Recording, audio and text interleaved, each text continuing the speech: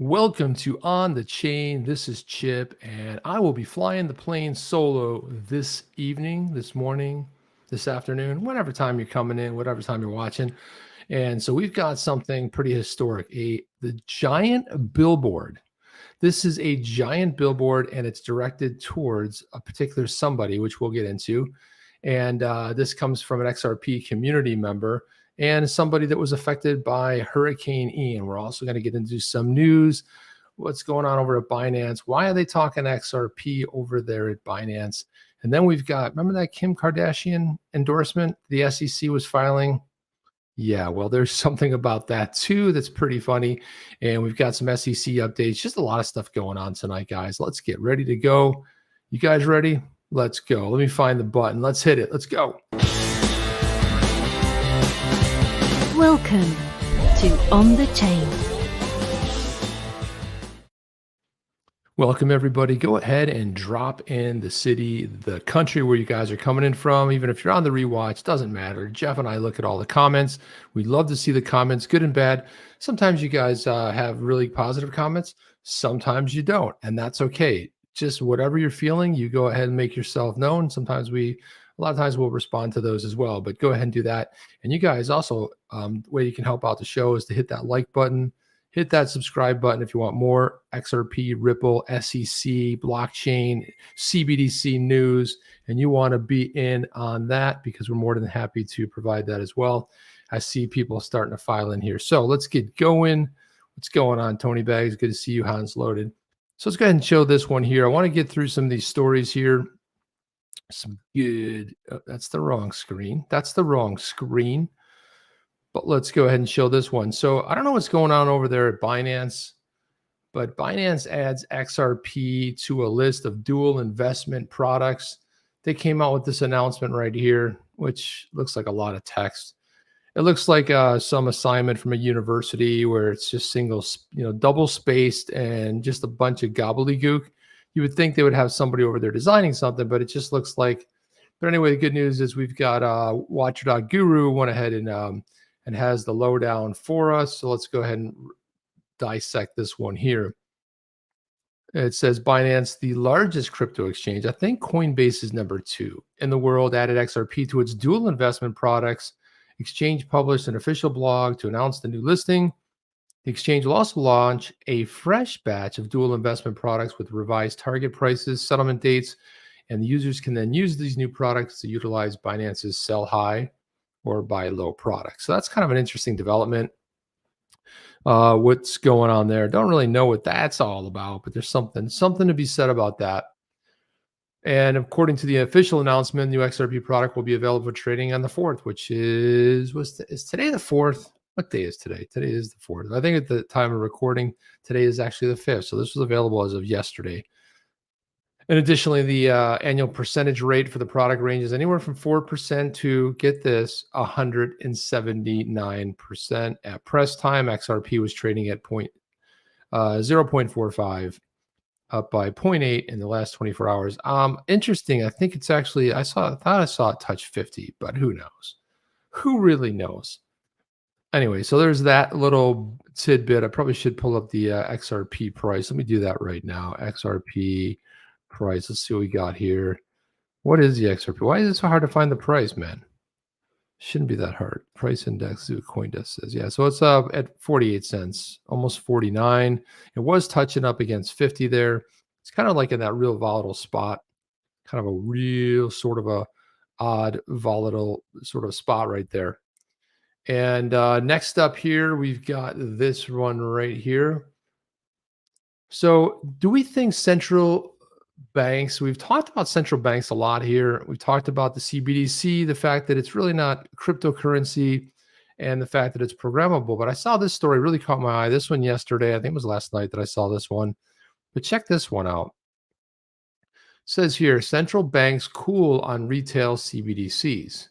And amid urgent financial stability issues, digital fiat currency seen as a distraction. Here's the funny part. Here's the funny news. Come on in close for this one. Come on in close. Come on. Just us. It's always been a distraction. It's not like it's, oh, because of the economy, because of the instability. No, it's always been a distraction. And it's funny how they try to collapse the crypto with CBDCs. Are like, oh, cryptocurrency and CBDCs, nothing in common.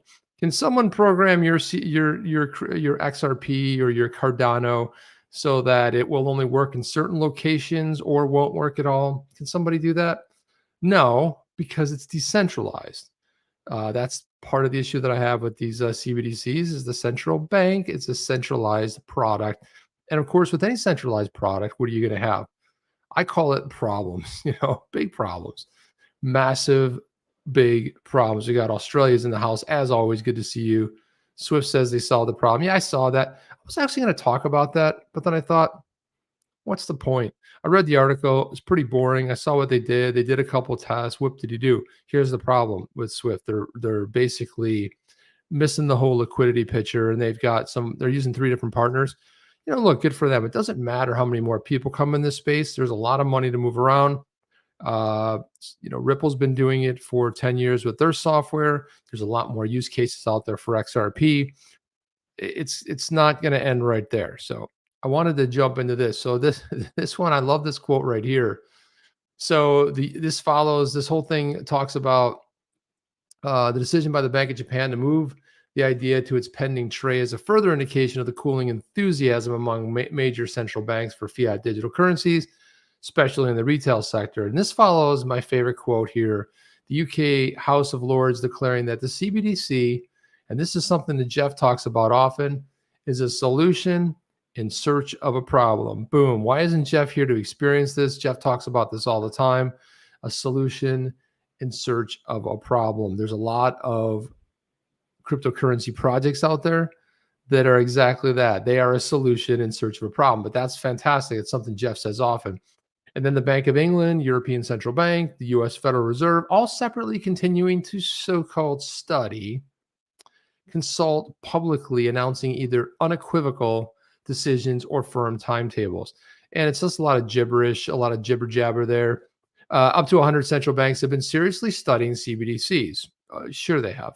Bahamas, Jamaica, Nigeria, among others, moved to a limited introduction. And I remember the Bahamas, it was a sand dollar. It was like one of the first ones out of the gate, maybe 2+ years ago. And in particular, the dollar moves to a CBDC with cross-border functionality. Many of these projects will be national curiosities, which will be studied with great interest, but with little impact outside their home countries. Yeah, and it's like a lot of times there's a big buzz about something. It's like, oh, what's the big buzz? Oh, CBDCs, we have to do this. Well, I hate to say it, but there's not enough fiat out there to actually cover what the number for all the money in the, let's call it the US dollar. Let's call it, even if we go to the euro. If you look at the euro, and there's a bank run tomorrow on the euro, do they have enough fiat currency to cover? No. And do they have enough USD? Do they have enough of the Australian dollar to cover it? If there's a bank run, everyone runs at a bank, wants to pull out their money. So this whole, it is kind of a gimmick, the CBDC. The only difference is that the euro, the Australian dollar, the yen right now, the way it appears is that these currencies these fiat type currencies are unique in the sense that you can move them and do things with them. Some countries will monitor them if you do a wire over 10,000, but for the most part, you can pull it out in fiat currency. Not a lot of tracking on it. So the gimmick here is with the CBDCs, they can track everything. They know exactly what you're doing. And it's programmable, so they can stop you from doing some things. I'm sorry. Geez, you look like you're putting on a little bit of weight. I think we're going to have to, I think there's not going to be any, you're not going to be able to buy any sweets or no more ice cream for you. Sounds ridiculous. A lot of things do in the beginning. Turns out they probably more fact than fiction. So anyway, this is kind of an interesting story that I was actually kind of happy to see. They talked about, they go on to talk about the China's yuan. They talk about they say one of the things the central banks are dealing with are urgent issues related to their macroeconomic and financial stability remits. I mean, that's a great cover story, but that's not what's going on. There's a lot of pressure by you and I, we the people out there, aren't really keen on this. They've done studies, they've polled people. Turns out that there's not a real lot of interest in it because the smarter people that are involved in cryptocurrency kind of know the difference between a centralized, uh, so-called, centralized asset versus like a cryptocurrency. So we are definitely in the know. I wanted to run on this story right here. So here's something. Sometimes you have to overstate the obvious for everybody, and sometimes it's the right thing to do. So here we have a story, and this is Singapore. Listen to the statement here. Singapore is ahead of the curve. Ripple executive on global crypto regulations. Okay. Tell us something we don't know. Of course, and all of Asia is actually ahead of most parts of the world. You got to love it because at some point, the rest of the world will catch up at some point. But there has to be a leader, and this is always good news. So for over a decade, let me see if I can get this bigger. Whoa. For over a decade, Ripple's been exploring the fundamental blockchain use case, efficient cross-border payments. Over a decade. You hear that? It's a long time, man. It seems like it was just a few years ago. Using the XRP ledger, the company allows people to send and receive funds at a much lower rates than they'd be charged by traditional banks. And in the fourth quarter of 2021, average fee to send US 200 across borders was 6%. And that's funny because that's actually come down. It used to trend upwards between 6 and 8. It's been as high as 9 and 10%. With digital remittance market projected to grow annually by 15% by 2030. It's probably going to be a lot bigger than that. I think that number is really underestimating it a little bit. Blockchain solutions bring a clear economic benefit to these markets, says Rahul Advani, Ripple's policy director in the Asia Pacific region, better known as APAC. Digital assets enable micropayments, remove friction from the remittance process. Now, check this out. Right on the heels of this article about talking about low cross-border remittances, oh, here comes the FUD. Low crypto transaction fees. Is it sustainable? And this is one of those articles where they lead with the lead story. And then as you scroll down, there's a whole bunch of them packed in there. So look at this one. This one says, at a panel discussion in August, JP Morgan's Umar Farouk claimed that once regulations catch up to the crypto space, yeah, maybe transaction fees will increase as well. He says bank transfers are expensive, but this is because of reasons such as AML, KYC, and the last mile transferability. No, it's not. There's KMC and AML in any Ripple transaction as well as the last mile transferability. Nothing changes with Ripple software and the cross-border transactions or any digital asset that's doing cross-border. So this is kind of like a silly statement to me, saying that the reasons the AML and KYC, well, great. Everything is KYC, AML, and uses the last mile. Once the regulatory arbitrage between the crypto and the TradeFi industry becomes smaller, the delta is not going to be that big. I don't know, man. This one seems to be completely way off base. What does AML, KYC? So he's making this big statement that is this sustainable once regulations come in, but he doesn't really have a good argument for why that's going to happen. Seems a little bit on the bizarro side for me. What's going on, Lee Sands? Love my OTC family. We love you too. What's up, Apex? Sup, Hans Loaded, my man. Sup, bro. If you guys aren't following Apex Crypto, go follow him. He's been having some amazing calls out there on Twitter.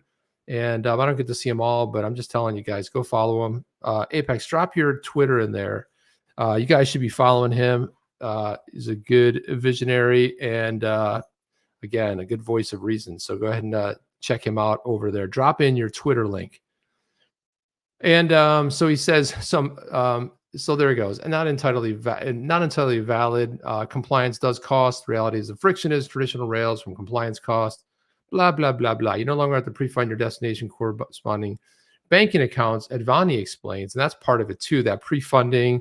You have all that money sitting out there. Given the scenario, even if the compliance costs were to increase in the crypto space, players like Ripple would still have an edge over traditional payment solutions. Huh. That's odd. Issues, not compliance. Issues pre-funding is what Advani's talking about. So our TradeFi institutions getting left behind. In terms of on-demand liquidity, we're going to be doing US $15 billion this year, says Rahul Advani. That's Ripple's policy director. He said that's the largest it's ever been. It's incredible. Think about this. The largest it's ever been. It continues to grow. Nothing stops it. SEC lawsuit, nobody cares. You know why? Because the rest of the world's a lot smarter than the US, and and the US is dragging its feet. And we got nut jobs running the show over here. So I'm talking about people like Gensler, and before that, it's not immune to party lines, whether it's the blue team or the red team. We had past chairs as well, and they are all, even though we have Gary Gensler, who's behind the suit, he's not the one that actually filed it on the way out the door.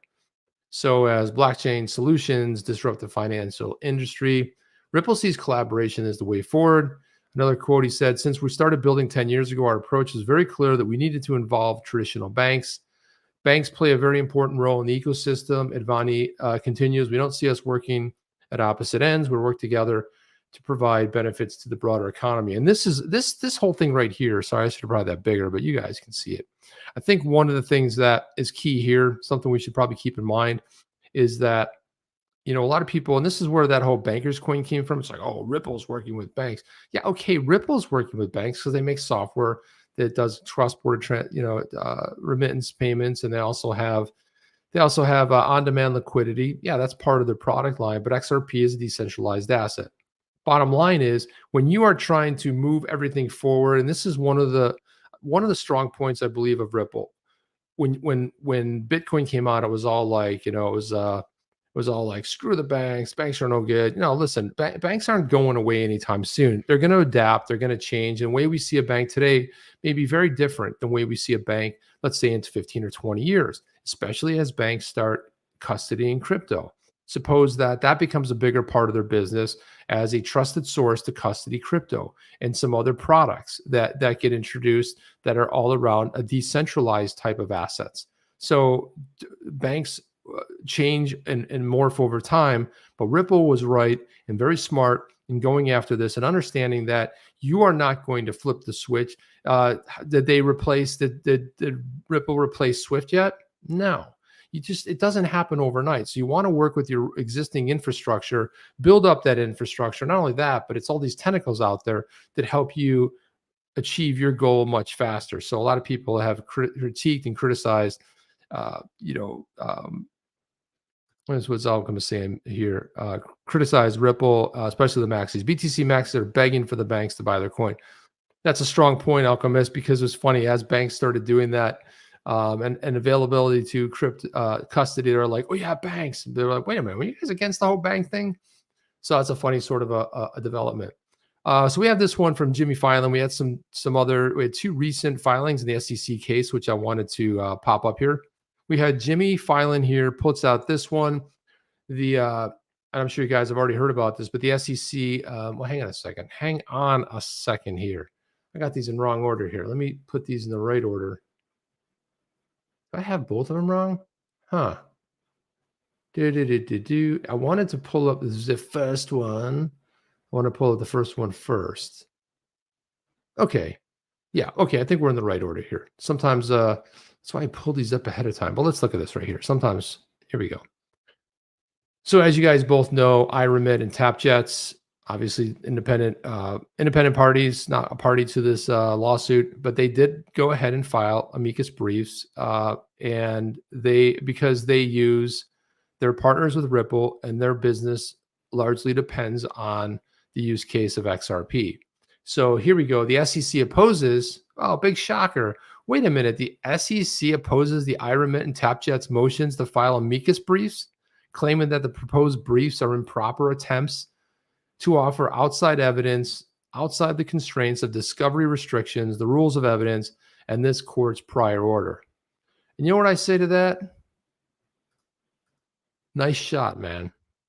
But you missed. You ever see somebody in a bar fight where they get all tough and they go to take a shot and they just whiff on the person and the person just pops them? That's it. That's what there was. A big swing and a miss right here by the SEC. But look, in all fairness, the SEC, they had no other choice but to do this. They had no other choice but to go ahead and go through with this. So I can't really say this that I blames them. But if we look over here, you can see that, let me see this one here. Yeah, I don't think we want to go through this. This is way too boring. But let's get to the good stuff here. So here we have Jimmy Filan's this other one where he talks about Ripple slams.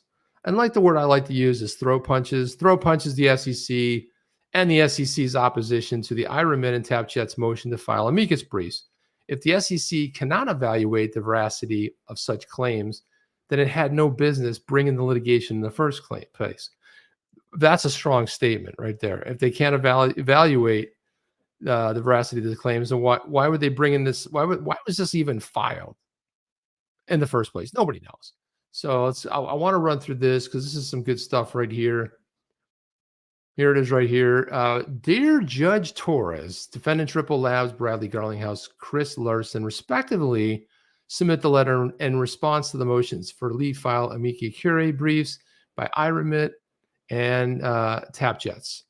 SEC mischaracterizes both of the briefs and the law when it claims that at one, the proffered amicus briefs that IRemit and TapJets constitute improper attempts by Movance to offer evidence outside the constraints of discovery restrictions and the rules of evidence in this court's prior order. IRemit and TapJets, right here it is, are independent third parties, otherwise unconnected with this litigation. They're making some amazing points here. They seek permission to file briefs to offer the court their important perspective on whether industry participants invested in XRP, whether they expected profit from defendants' efforts, and how the SEC's theory of the case, if adopted by the court, would adversely impact their businesses. They provide the court with information concerning their business operations, their industries to support their perspectives. And there's nothing wrong with that. Indeed, the main purpose of the amicus briefs is not to repeat a legal argument made by parties, but to provide the court with broader industry perspective.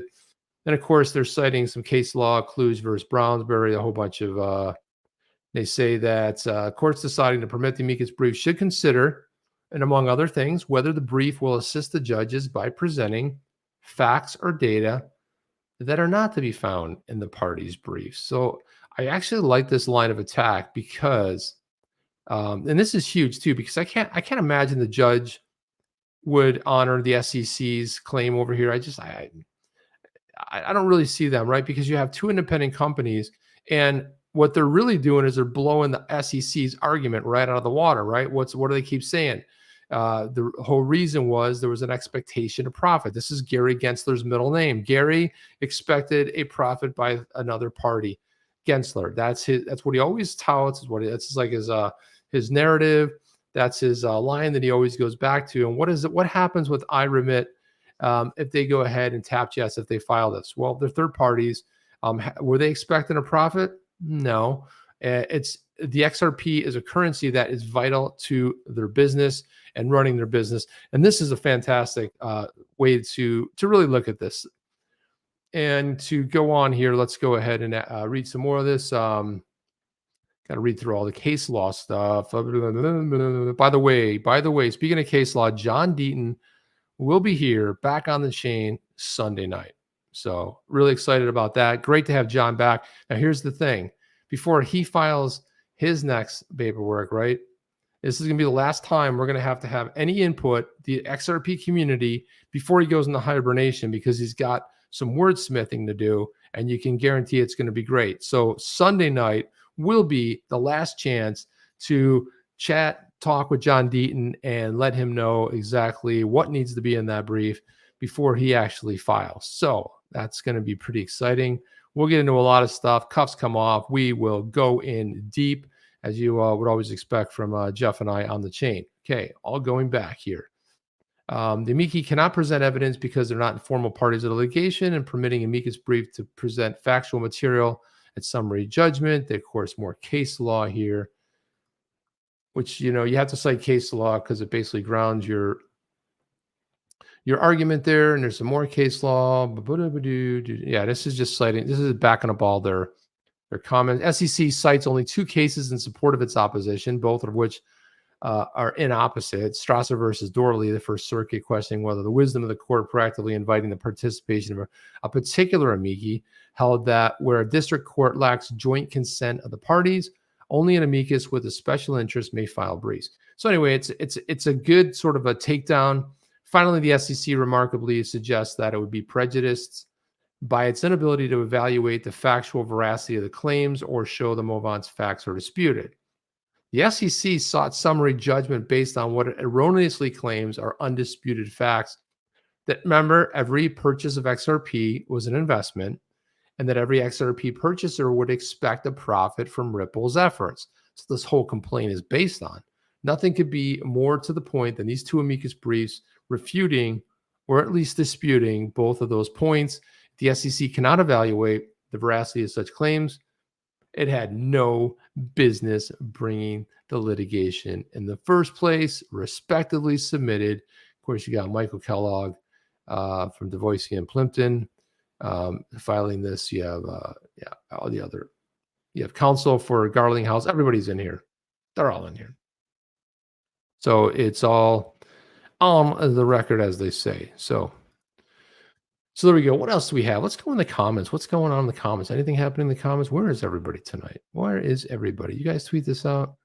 Maybe this went up a little bit late. I don't know. All right, let's jump back into some other news right here. Another good one. Let me grab a little bit of water. And let's jump in this one here. A good John Deaton tweet, as always. Again, did I mention John will be here on Sunday? I think I did. Okay, let's go here. So here's John Deaton. He says, Bill Hinman, Jay Clayton, that other chair, Heron Lee, and any other person that supported the lawsuit or supports the nonsense spewing out of the mouths of the SEC enforcement lawyers should be ashamed of themselves. I concur. And here we got right here, and this was John Deaton commenting on the reply to the SEC's opposition, what we just took a look at, and putting it in the crypto law giant document library that's just getting massive at this point. Everything is in there. If you ever want to research any of this, John puts everything in. You can go at Crypto Law US. You can grab all that. So he goes on to say that there's no need for the SEC to object to something that everybody knows is true. Yeah, of course we know it's true. XRP is accepted as a form of payment for thousands of vendors and businesses. Doesn't make XRP special because so is Doge, so is Shiba Inu, so is Bitcoin, so is Ethereum, and on and on and on, right? So it's not it's nothing special. It's only special in the sense that the SEC chose to go after Ripple. That's the only thing. And then this whole phony baloney business about the relying on others for a profit. So he says, this is not a contested matter. No, indeed it is not. TapJet said one of the crypto assets accepts is XRP. And the SEC runs to the judge claiming they don't have an opportunity to check and see if it's true. It's disgusting. Yeah, they don't have, but they have plenty of time to find a needle in a haystack, one person out there that can be their expert witness that will actually toe the line. That if you kind of research, you know how this goes. They were able to find that one person, that needle in a haystack, but they can't just go and see and check on their website and see if they indeed accept XRP as a currency. Yeah, John says it's disgusting. Time Magazine accepts XRP. So what? So what, he says. And so why would the SEC try to hide something that everybody knows is true? Well, you can't really, my aunt used to have a saying, which I really liked, and she used to say that you can't hide the sun with your finger. Of course, if you get it real close to your eye, you can, but you can't hide the sun with your finger. And the SEC is basically putting up a finger while the XRP community is putting up a different finger. But you kind of get where I'm going with this. It's like, well, why would the SEC try and hide something they know is true? Because they're the SEC. Why did they even bring this ridiculous lawsuit in the first place? John says, I'll bring up staking and I'll be able to collateralize your XRP to obtain a financial benefit independent from Ripple, a benefit from the token itself. Everybody knows this to be true. Well, I might have to disagree with John here because even though everyone knows it's true, the SEC doesn't believe it's true. Now, whether they know it's true or not is a whole different story, but they're going to put on a good act that, well, we don't know that that's true. Gosh, we haven't had a chance to check. We're so super busy. We've got access to more attorneys, more resources than anybody else in the history of the world. But we couldn't possibly just pull up their website and see if it's true if they take XRP. No, no, that's impossible. So here he says, he goes on to say, but I'll watch the SEC act like they don't know it's true when they reply to my brief. And again, that's going to be amazing. Let's see if they know it's true there. And again, yeah, John will be in hibernation next week as he will be writing that brief. The fact that the SEC, who is this person here? The SEC enforcement director allows his attorneys to argue things they know are lack a good faith basis to argue is pathetic. It's pathetic, but when you are out of options, when you don't have any good ground to stand on, you start making stuff up. You just don't even know. You start making stuff up. And you can use a lot of legal big words and all this, but it's just so transparent and absolutely pathetic. And the fact that they're arguing that is even worse. But then again, John goes on to say that I guess the SEC has backed itself into a corner because it is in fact arguing that when Time Magazine accepts XRP for payment, Time Magazine acquired an unregistered security. Desperate theories require desperate actions. And again, this just goes to show you how desperate the SEC is and how thin their case is, man. It's looking very thin. What can I say? It looks very thin. Let me see what this says. Right there, he did say pathetic. And Alchemist, this is when you come in and let everybody know that John Deaton is your hero, man. Go ahead and let us know. Deaton right there. Alchemist knows. We all know. That's one thing we all know to be true. Can you imagine the SEC filed this and thought it was going to just be something that was happening behind closed doors? And then a hero comes along named John Deaton and says, hey, wait a minute. Slow that roll. Back up. And next thing you know, 75,000 plus are standing behind him. Pretty badass, if you ask me. So that's it. There's some good replies. This one too. I'm going to see what else we have here. Oh yeah, it's probably a good time for a nice intermission, guys. Our email list is growing. When the show concludes, you get an email with all of the topics from the show, all the articles we cover. You might go, oh, yeah, Chip, I was reading that article and yeah, I couldn't find it or whatever. Well, no, good news is that if you go ahead and you go to onthechain.io, it's in the, guys, go ahead and do this right now if you can, but it's actually in the description below. So go ahead there and you can see that if you scroll down to right down here where it says join the OTC family, we don't spam, we don't sell lists. Listen, we hate it as much as you do. All we do is provide our content. That's all you can expect from us. Put your email, put your name on there, and boom, you join the OTC family. We have seen our list grow, but I always like to promote it now and again. Of course, you can learn more about Jeff and I up here. You can check out our podcast. All of our podcasts are located here. You can search here. Search is fantastic. If I want to start typing in Deaton, you can see all the time Deatons appeared on the show, or we've talked about John Deaton quite a bit. And same thing goes for the interviews. You can see all that. Again, we have an interview coming up with John Deaton, but you can see Deaton here. So you can see all the Deaton shots right now. Sorry, wrong one. I meant to do this one here. There you go. There you go. All the John Deatons. Beautiful. If you guys want to reach out to us, want to tell us something important, you can go click on the contact, send us an email. We love when you guys reach out to us or send us an article. You say, hey, have you guys seen this? You can also do it on Twitter too, but not everybody's on social media. But here's a great way to do it. Send it to us. It gets into our inbox. And also I wanted to let you guys know too, onthechain.shop, onthechain.shop. I'll drop that in there too. It's funny. Every time I drop it in there, you get a bunch of people purchasing some cool OTC merch, like I have this water bottle right there, or there's this famous Ripple, SEC Ripple Strikes Back. So it's SEC Wars, the Ripple Strikes Back in kind of the vein of the Star Wars. Empire Strikes Back. We have the SEC Wars and Ripple Strikes Back. And this is going to be really popular after the win. I'm going to wear it to my steak dinner. Probably wear my hoodie. Who knows? It'll be great upon that win with that bet we have.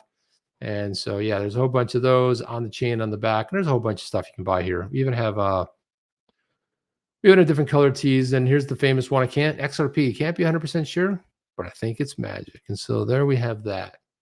Moving right along. So I teased a little bit about the Kim Kardashian, right? So Kim Kardashian, she got popped by the SEC, 1 point some million fine because she promoted a cryptocurrency, did not disclose that there was payment involved. Well, that's interesting because check this out. This is funny. So the price of crypto, the token that was promoted by Kim Kardashian, spiked 126% after the SEC charge unveiled. Man, this is just it. It's stranger than fiction. So Ethereum Max or EMAX rose from 0.00000 to 0.0. So it basically went up 125% or whatever. What did they say? What did they say? It was 126%. Well, not a substantial price jump. The spike showed a definitive market reaction when the SEC unveiled a statement with reality star Kim Kardashian over her endorsement of the token. And Kardashian agreed to pay $1.26 million for not disclosing a payment. Would have been funny if she was paid I think she was paid $250,000 for that. And who knows at the time she was paid for that particular tweet. Maybe it was paid in EMAX and she forgot about it. And who knows? I don't know. Maybe she made money. Maybe she didn't. Bottom line is, I just find it funny as hell that really a token not too many people are paying attention to, that an influencer has that kind of influence. Influencer has influence. Yeah, something along those lines, right? That's why they're called influencers, because people are like, what do you mean the SEC chart? What token is that? And then they look at it and then a bunch of people bought it. And well, there you go. And the next thing turns to that. Then we had this tweet here by Reggie Middleton, who was also sued by the SEC. And I know we've talked about him before here. But look at this. So he brings up an incredibly good point here. He says, regarding the Kim Kardashian SEC fine for not disclosing payment for marketing alleged securities, out of curiosity, can anyone recall when Goldman Sachs was paid for marketing coin securities, who subsequently lost 80% of investors' money and may not have properly disclosed IP risks? Yeah, well, don't worry about that, Reggie, because nobody's really looking in that direction. So you really don't have to worry too much about that. So, but he is making a pretty good point because, well, that's just how it goes. And yeah, so nothing about that. And then there's this one here. So Rep Bill Huizenga, he was talking about the SEC charging Kim Kardashian the $1.26 million for unlawfully touting Ethereum Max, EMAX. Bill said, celebrities should not get a pass for failing to report their earnings, but regulation by enforcement is wrong. Financial Committee Red Team will hold Gary Gensler and the SEC officials accountable when we take back the majority. That's coming up here in November, 4.5 weeks away, 4 weeks away. So, and then let's suppose that does happen and the red team does take back Congress. Well, there's going to be a lot of interesting hearings, and Gensler will be pulled in front of hearings, and the questioning will be a little bit different. So let's see if that happens. The new Congress here in the U.S. wouldn't take office until January of 2023.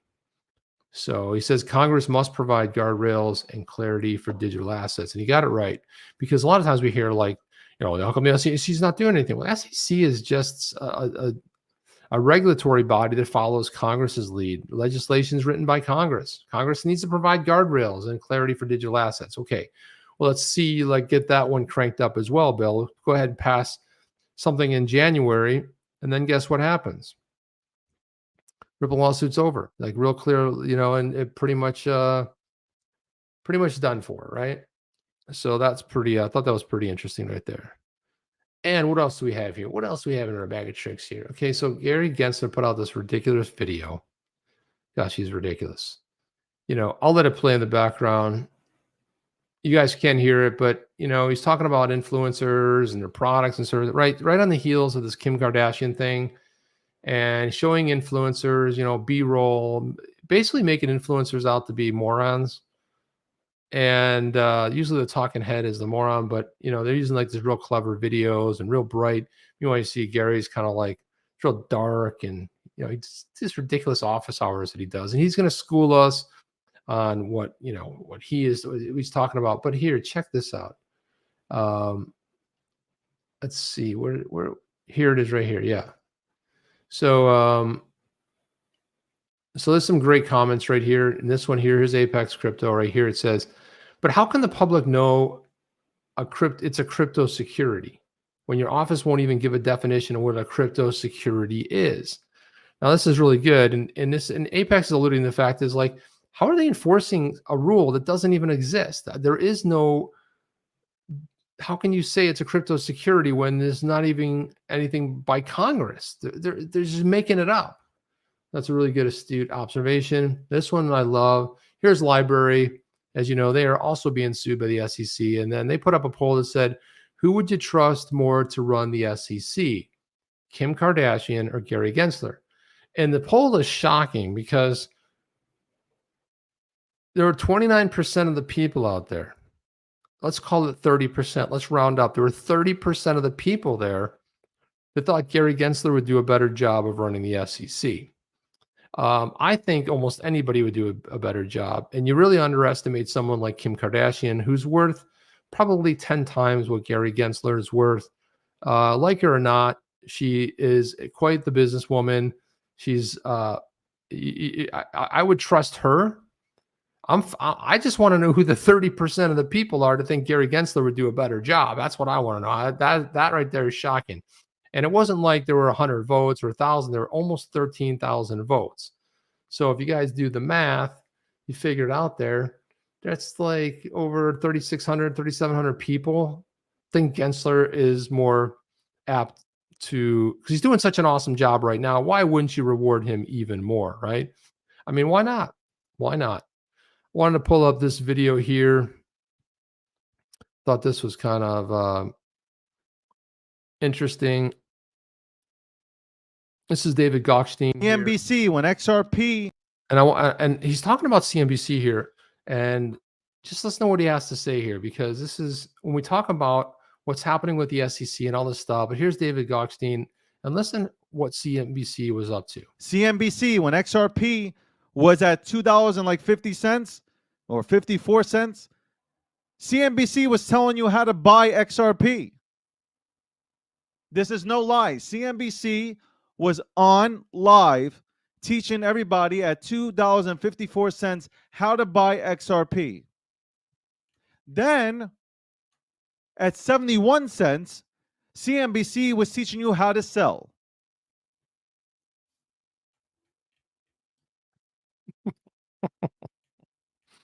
Look at his face. That's just fantastic. They have a narrative. There's a narrative from the 1%. There you are. There you have it right there. Is that interesting? It's interesting that, and it's funny because I do recall that. I don't remember when it was on the way down to sell. So it's like, yeah, buy it at 260, whatever, almost all-time high or whatever it was. And then, yeah, you can sell it and take a massive loss. That part I don't remember. I remember the buy part because that was pretty newsworthy at the time. So yeah, let's see what else we got in the grab bag over here. Another one from Bill Huizinga. And love this tweet here. Here we go. And so, you know, Gary Gensler was on Squawk Box, and he said the law is clear on this. I believe based on the facts and the circumstances, and most of these tokens are securities. Which ones, Gary? I don't know. He doesn't tell us. You know, he said, most of them are. Which ones? Oh gosh, look at the time. I'm not going to get into particular ones. He says, when a group of entrepreneurs is raising money from the public and they're anticipating a profit, they need disclosure. This guy is just so bent on this narrative that he just cannot see what's happening. So look at this right here. So Bill Huizinga said, hey, Gary, nice to see that you came into work today. You're correct. The law is clear. Congress did not give the SEC authority to regulate digital assets. That is the CFTC because they regulate commodities. I love this. Bill Huizinga seems like he's getting really confident. He's getting really excited what's about to happen here. Look at this. He's like, Gensler, nice to see you coming to work today. Boom, man. It's just like popping him right in the face. And yeah, that's right. It is clear Congress didn't give you, the SEC, any authority to regulate digital assets. Well, Congress is about to give that authority. It has to happen sooner rather than later. Also, I wanted to show this too. I teased this a little bit on the thumbnail, but let me pull this up. So, a community member, Mike Marath, who I don't know, a lot of you guys follow him. If you don't follow him, go follow him. He's at Marath Mike. I'm gonna drop it in the Twitter, but wasn't too far away from where Hurricane Ian hit the west coast of Florida and just wreaked devastation, damage. It was just pretty bad. So yeah, I finally heard from Mike on Sunday, and it was pretty bad. And what did he do? I'm about to show you what he did here. So he has created the largest that I know of roof billboard for XRP. This is incredible. Check this out. Let me go ahead and share this right here. So there it is right there. So here we are. I'm going to pop through these right here. To give me permission to put these on the show. And I don't know, Mike, if you are watching, maybe if you're watching on your mobile, but you can see it right there. XRP also has XLM on there, painted right up on his roof. He says helicopters fly over his house like 3 times a day. And he's right where that damage happened. I'm not going to disclose where he lives, but he's basically where he said he probably would have lost his roof if it had continued on. And let's go through the next couple of shots here. Oh, let me go back. Here we go. So look at there's something for Gary Gensler. It says Gary SEC on there. And then we have, there it is. There's another shot of the XRP XLM. It's pretty big, man. And so there's another shot of it right there. I just turned it upside down, but you can see that it's fairly large, painted on the roof. And there is a shot right there, XRP XLM, Gary, and the SEC. There it is, another shot. And he said that the first one to actually see it was the police helicopter. And there it is right there as it flew right over his, as it flew over the house. But I love this right here. This is great. And, you know, there's a lot of people flying over, and they're probably looking at that right there. XLM, SEC, what the hell's going on? But nice work, Mike. I love that. Good stuff, man. What else do we have in the grab bag? We got a bunch of other stuff before we get out of here. Let's see. Video. Let's see. Oh, this is interesting too. I just saw this as I came in tonight to the OTC studio here. But look at this. XRP USD or hashtag XRP USD is trending on Twitter. A lot of people out there talking about it. XRP analysis, blah, blah, blah, blah. And, you know, just a lot of cool stuff. There it is. Interesting. XRP survived the storm. He actually did that HODL the auto. He actually put that on after the storm. So he put that on, I believe it was after the storm. I could be wrong on that, but that's what it was. That roof looks like my license plate. There you go. Yeah, everybody has to. Yeah, fly your colors. Yeah, Legendary says that's awesome. Saw that. See, Congress needs to spank Gary for overstepping his lane, says Lee Sands. Yeah, I mean, it's going to be fun to see. Here's a new study that came out. Just a headline I want to read here, but interesting. Banks around the world have over 9 trillion in crypto asset exposure. A new study says, wow. Banks who knew they had that kind of exposure? $9 trillion in crypto? Wowza. Who knew that was possible? Let's see what else. Yeah, there's 2 more videos that I want to put up before we get out of here. We have a little bit of time left. So let's look at this right here. And this is a really good comment by Crypto Eddie. She says, and this is a video of Cynthia Lummis, Senator Cynthia Lummis here in the U.S. But she says, pretty clear to me, and I'm sure you'll agree, Senator Lummis and Gary Gensler are throwing ETH under the bus. I don't even need to read between the lines. Terrible on so many fronts. They both need to go. Yeah, I mean, Cynthia Lummis, really, I don't know who's advising her, her staff, but they're not doing a good job. And let's take a look at this video, and I want to hear what you guys think about this. Let's listen in here. Well, one of the interesting things that's happening is that while Ethereum has touted the advantages of being a proof of stake as opposed to proof of work, and that means it's environmentally more friendly, and people begin to embrace it, I think that there's very little understanding of how that can affect its more centralized approach. And one of the people who I think really understands that is Gary Gensler, who's the head of the SEC. And his voice on these issues is going to be important within this administration. Wait a minute. Okay. Okay. At some point you got to stop that right there. By the way, I misspoke. That was 9, and I'm being corrected here. That's why I can always count on you guys right there. It was 9 billion, not 9 trillion. I got excited. I thought it might have been 9 trillion, but no, it's 9 billion. Let's not get too excited. I got a little too excited there. I was like, 9 trillion. It's 9 billion in the previous story. So thank you guys for correcting me. I have to back this up, guys. This is what? What is she talking about? Gary Gensler. Within this administration, voice on these, and his Gensler, who's really understands that, is Gary Gensler, who's the head of the SEC. One person that doesn't understand it is Gary Gensler. Maybe the other person that doesn't understand that is Senator Cynthia Lummis. Okay, so he's going to be an important voice. Absolutely, the worst thing. I mean, when the Bitcoin maxism corrupts a U.S. senator, we got some serious problems. Okay, can't even do a little research. Can't even do a little bit on Google. And his voice on these issues is going to be important. No, it's not.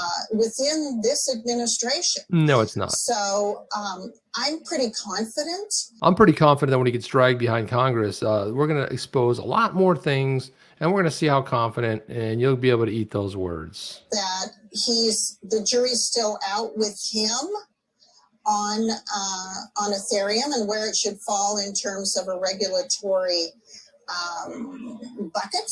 How about you skip to it and get some regulations passed instead of talking about what a good guy Gary Gensler is and that he's not really sure if Ethereum is in fact, legit. Come on. And we use this Howey test in our bill, which is a well understood, well defined test to help sort between what is a commodity and what is a security. And the characteristics of Ethereum may change over time as it goes from proof of work to proof of stake. And so I think one of the reasons that Gary Gensler has not weighed in, put his hand on the scale about Ethereum. She's right about that. He has been putting his hand on the scale. I don't know if she meant to say that, but he's probably looking. When you put your hand on the scale, it's kind of a euphemism for cheating, right? Somebody puts, you're buying apples and somebody puts their hand on the scale and now you're paying a little bit more for it. So I don't know that was a Freudian slip there, but that's pretty interesting. How this is going to affect its characteristics. I don't know what she's talking about. I'll be honest with you. At some point, you lose track and you don't even care anymore. There you go. There's Electric John says that ID 10T. In the old IT days, we would say, what kind of error was it? It was an ID 10T error. And it looks just like what's on screen right there. So that's what we could call that, an ID 10T error, which is exactly 100% fantastically spot on. And then what else? We have Aswath Demordaren. He teaches at a prestigious business school in New York. And he also has a interesting take on Bitcoin. I wanted to play this one for you guys.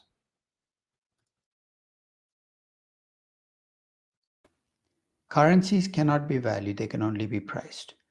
And the reason I had to make that statement was because I've been asked repeatedly over the last 14 years whether I think Bitcoin is undervalued or overvalued. And my response strikes many people as a cop-out. I say, Bitcoin cannot be valued. And he says, is it because there's too much uncertainty? No, it's got nothing to do with uncertainty. I mean, let's take the two claims that Bitcoin advocates make about Bitcoin. First is, it's a currency. Okay, if it's a currency, then I can't value it. I can price it. When I look at the price of Bitcoin, I'm getting an exchange rate between Bitcoin and US dollars, Bitcoin and euros. What should drive that exchange rate? That should be driven by how good or bad a currency Bitcoin is. And that's something you can measure, right? The quality of a currency is a function of how often it gets used as a medium of exchange. And on that dimension, Bitcoin is an abysmally bad currency. Even if you're a believer in Bitcoin, tell me the last time you paid for something with Bitcoin, a house, a car, a coffee. Bitcoin is hardly ever used as a currency. And people can claim it's a conspiracy, but it's got more to do with the way it's been designed and how inefficient it's been as a currency. The other claim for Bitcoin is it's a collectible. It's like gold. Remember, I told you can't value gold, you can only price it. So let's price Bitcoin as a collectible. What makes for a good collectible? It holds its value during crises and when paper currencies are losing value. Gold is a time-tested collectible. Through thousands of years, it's held its value through crises. It goes up when stocks are down. But Bitcoin has been a terrible collectible. So to me, the problem is not so much that, about Bitcoin as a digital currency. It's been a terrible currency. It's been a not so good collectible. So what the heck are you paying $20,000 for? Curious what you guys think about that. I mean, he's making some good points. Very, very well spoken, very calm, his demeanor. This is Professor Damodaran. He teaches at NYU Stern Business School. I don't know. I think he raises some pretty solid points right there. But who knows? Who knows? Everyone has an opinion, right? I mean, everyone has an opinion. So one thing I will let you guys know before we get out of here is that go ahead and like, subscribe. It does help the show. If you want to help the show and you enjoy it, go ahead and hit that like button right now. Why? Because it does help the show. It does help the algorithms, which is really great. And if you click that like button, I'll send you a thank you. Hello. Thank you very much. And you go ahead and like, subscribe, click the notification bell. And that way you know when we go live. And we will be live again on Saturday morning. Jeff will be back. And then on Sunday, we will have none other than the hero of the XRP. And I would say the crypto community. Forget about XRP community. Of the crypto community. Because this is going against, typical David versus Goliath. And thank God we have John Deaton on our side. So it's really fantastic. That's about all I have tonight. Guys, we'll see you on Saturday. And I guess, like I said, Jeff will be back here. Chip out. I will see you on the next one. Guys, have a great one. Close out your week strong. See you guys on Saturday and Sunday. Chip out. Are you down with OTC? Please like, subscribe, and click the bell to be notified when the next video drops.